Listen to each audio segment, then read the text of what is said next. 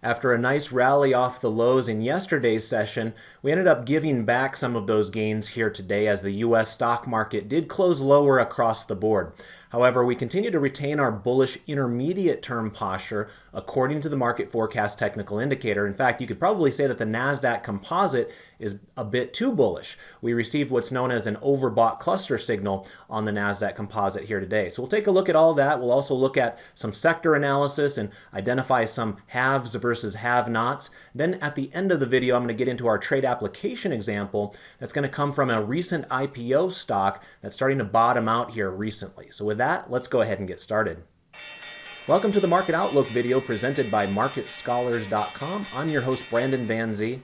It's January 7th, 2020. First of all, if you're brand new, welcome aboard. Remember to go to YouTube, click subscribe on our channel, and while you're there, check out our description area where you can sign up for our email distribution list.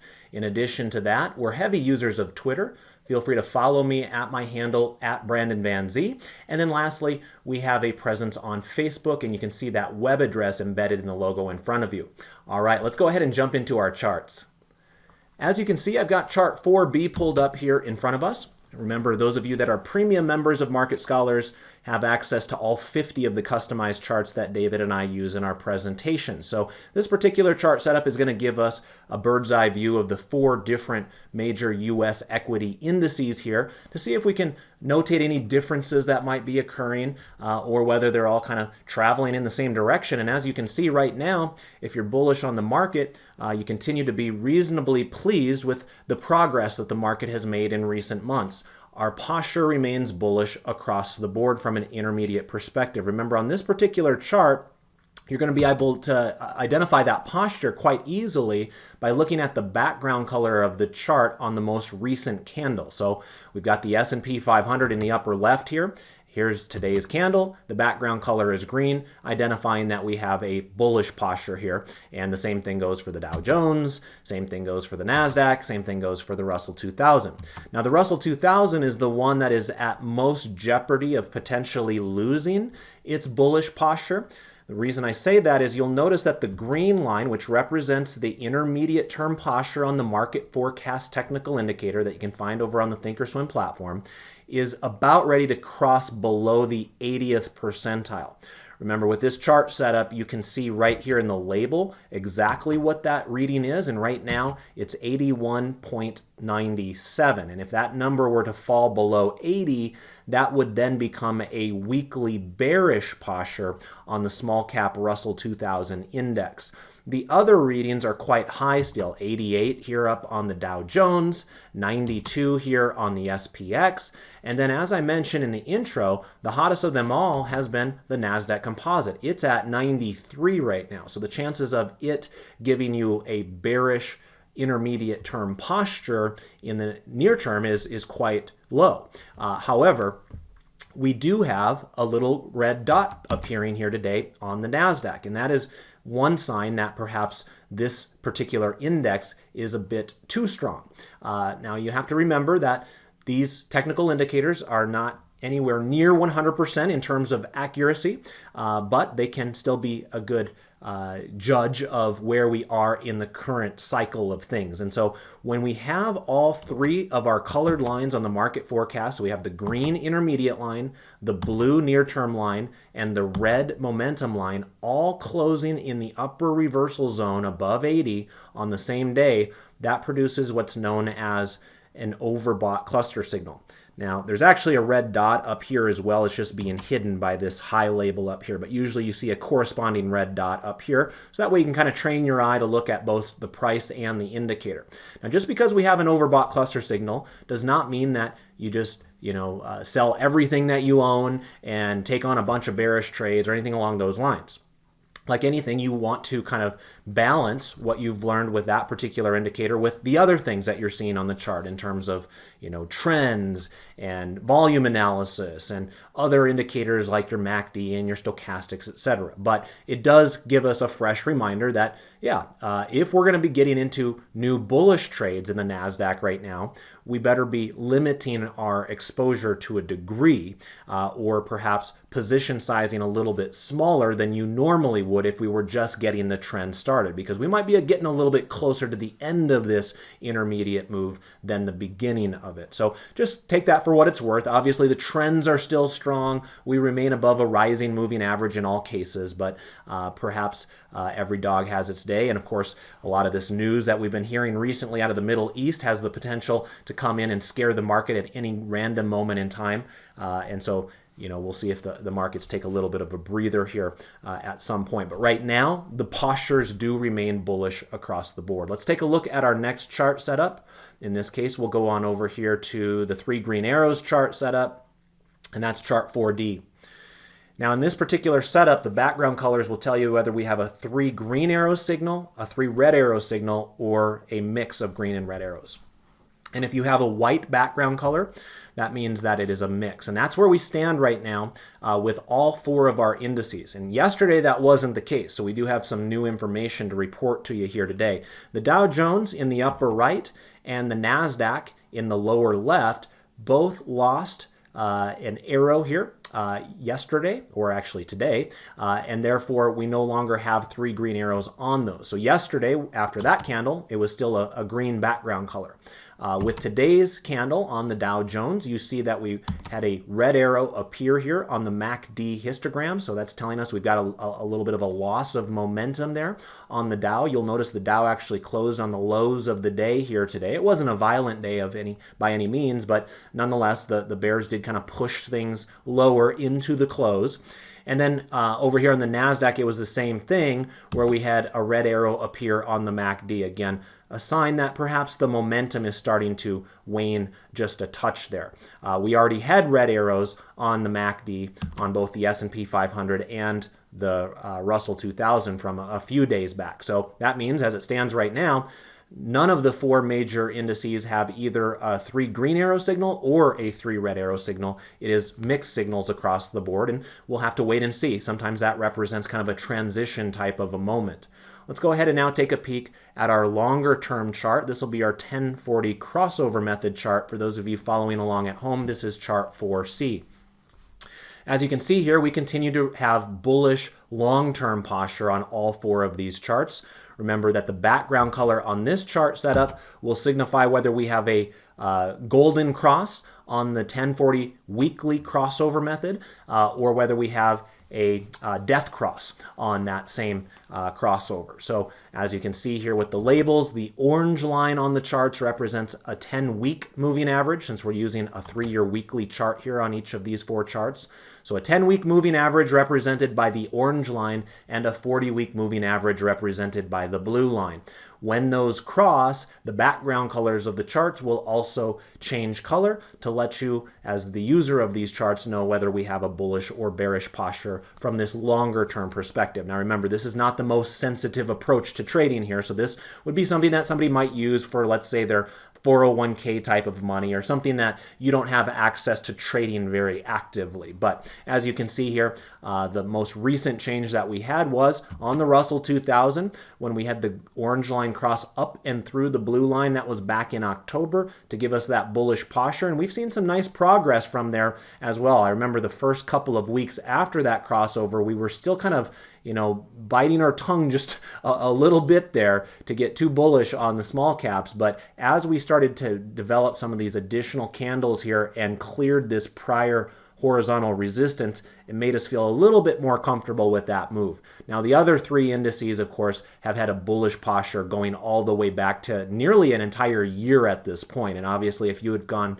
bullish in the stock market 1 year ago from today, you would have been quite pleased with your progress over that time period. So this particular move seemed to have worked pretty well. Remember, that's not always going to be the case. There will be, on occasion, whipsaws that take place. But this last move that we've had since February of last year has been a strong one and should have produced some nice results for you.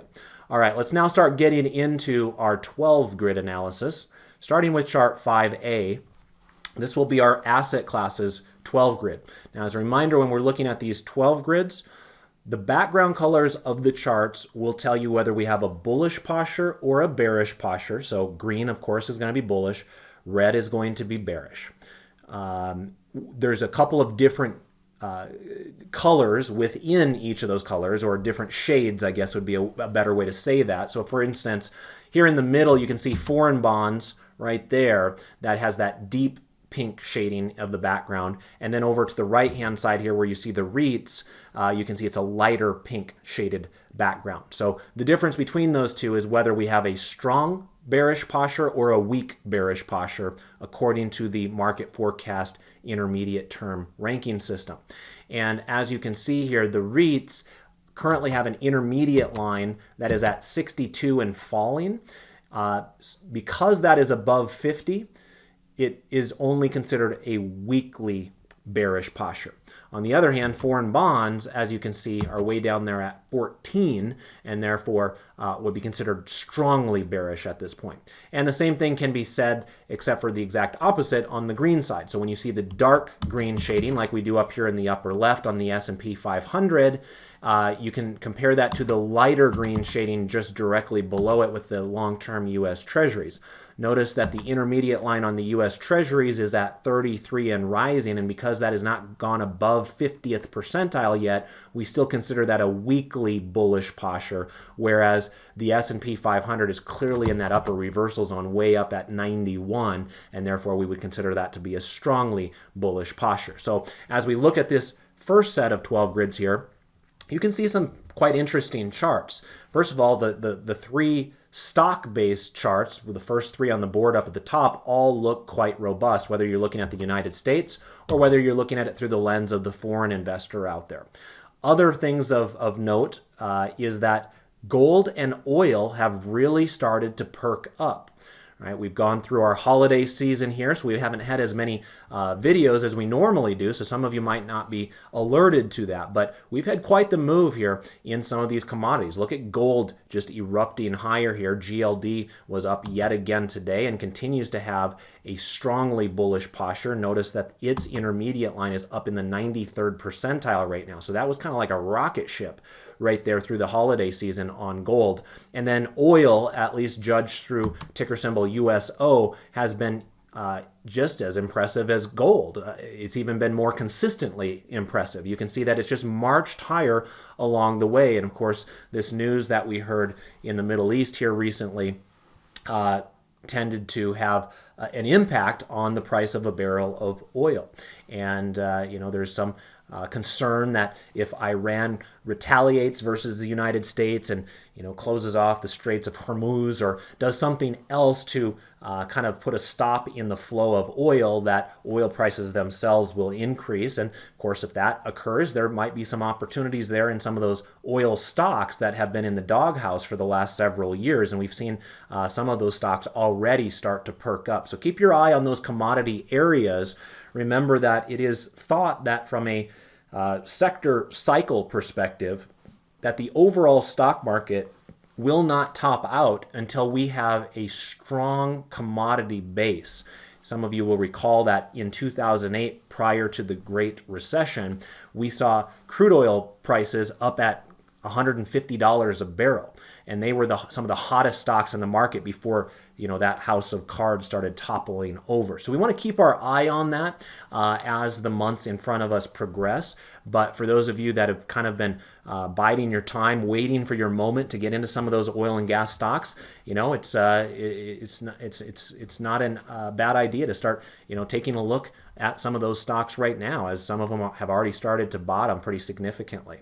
Let's go ahead and take a look at our next set of 12 grids. This will be our U.S. sectors 12 grid now. And this is what I was kind of mentioning in the intro. This is the case of the haves versus the have-nots. You'll notice that the bottom rung all have pink charts. Now, I intentionally set this 12 grid up to have the defensive sectors on that bottom rung. So you see healthcare, you see staples, you see utilities, and you see real estate, all with bearish postures. Now, they do change depending upon your perspective. So for example, you will see that the staples and the REITs are trading below their 30-day moving average, whereas healthcare isn't quite as bearish, where it's still trading above its rising moving average. So that one might still be pulled out of the mud here sooner rather than later. But it does go to show us what is being preferred in the stock market right now. And it is the more cyclical sectors that are starting to capture trader attention. Up here at the top, you can see financials, communication, technology, all in fairly strong trends. You can also see discretionary in a fairly strong trend. And our trade application example here in a little bit will come from that discretionary space. You can also see the industrials holding up reasonably well. And then I mentioned a moment ago, those oil and gas stocks, energy stocks, are trading above a rising moving average. Now, they haven't exploded higher here yet, so we'll have to keep our eye on it. But nonetheless, we at least have more constructive price behavior out of those oil and gas stocks than we had seen through most of 2019. So perhaps we are setting down a new course here in 2020 for oil and gas. Let's go ahead and take a peek now at our next chart setup. This next one will be our global stocks primary 12 grid. This will be chart 5E. As you can see here, we've got two pink charts on the board. We've got India here kind of in the middle rung, and then South Korea in the lower right there.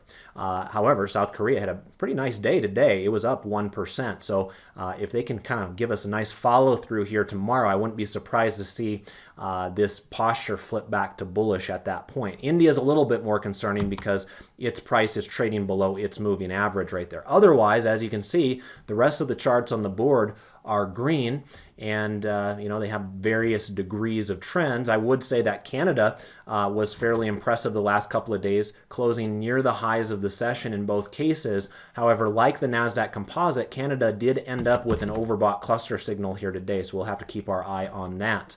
Let's now take a look at our other secondary 12 grid now for the global stocks, and this will be 5G.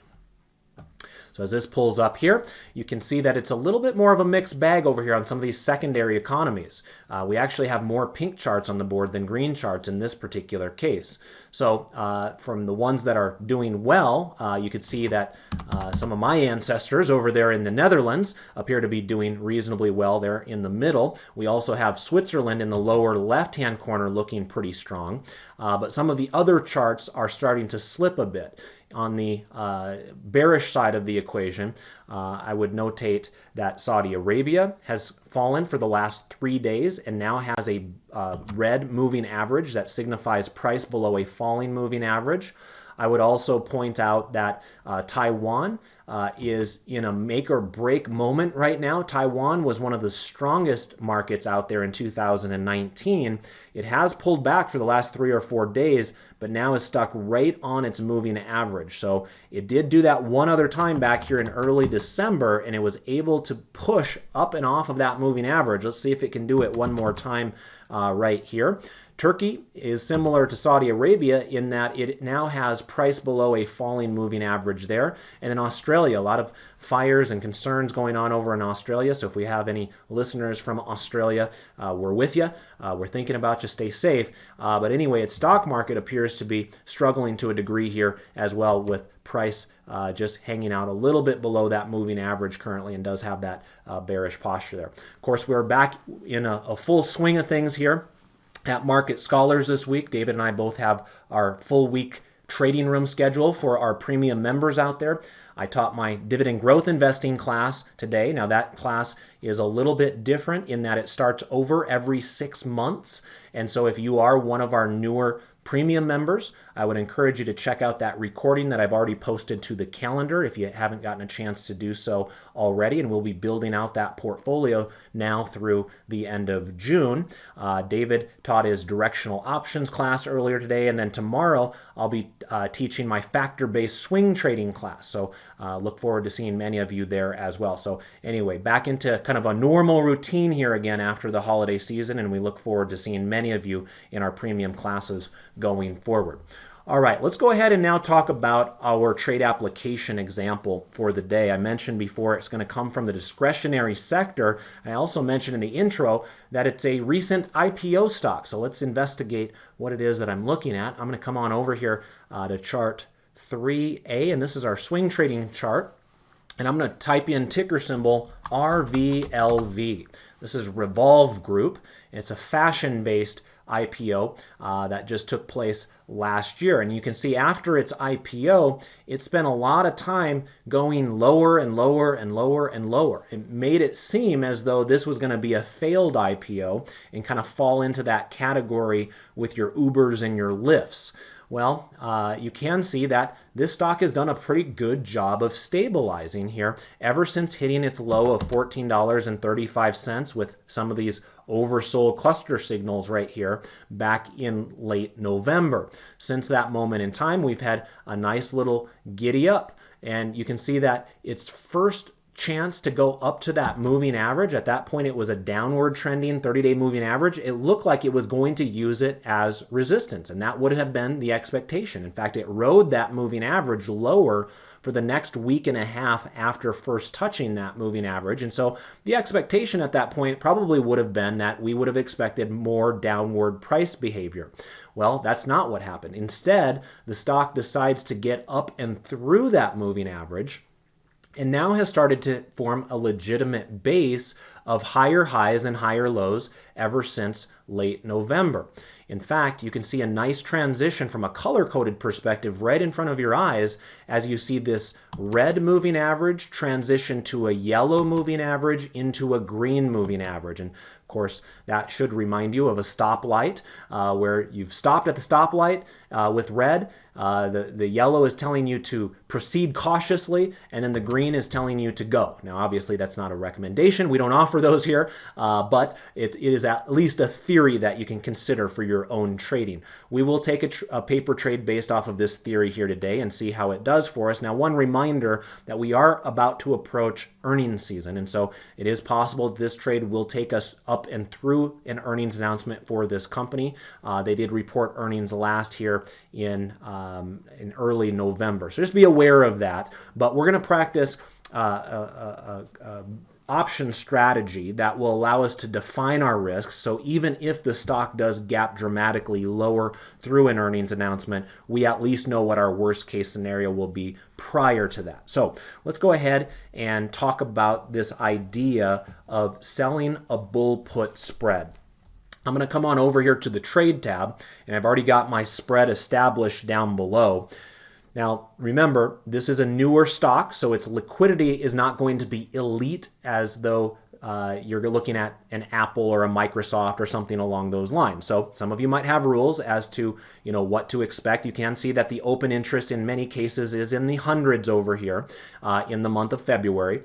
So there is at least some liquidity there, but I'll leave it up to you to determine whether the liquidity is good enough for your own rules or not. For our purposes, it'll be just fine here in this paper money environment.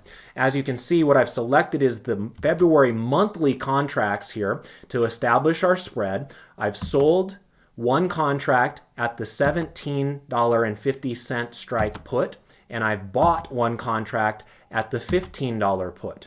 That is known as a bull put spread, and it is a credit spread. In other words, we receive money up front for initiating this trade. In this case, we're receiving 60 cents. So what we're hoping to accomplish, for those of you that are less familiar with this idea of selling these credit spreads or these bull put spreads, is we are hoping that the stock in question stays above our sold strike price. In this case, our sold strike price is $17.50. This stock is currently worth $19.41. So we've got about a $2 head start here. As long as this stock does not go down $2 or more in the next 45 days, we should stand a pretty decent chance of making some money on this trade. Now, how much money depends upon how much you want to balance reward versus risk. We generally shoot for a 30% return on risk with these credit spreads. So one way that you can judge that for yourself is click the confirm and send button once. That'll load up this order confirmation dialog box.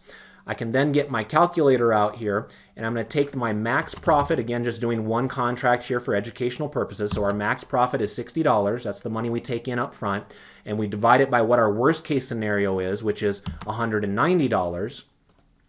And you can see that that amounts to 31.5% return on risk, just barely up and over our 30% hurdle that we have for those types of trades. Now, again, you are taking some risk here because it's likely that this stock will report its earnings during the life of this trade. But again, the nice thing about this trade is we do have defined risk. Even if this stock were to go down 50% on its earnings announcement, which I do not anticipate, but hey, anything's possible. So let's just say this stock goes down to $10 per share after reporting earnings.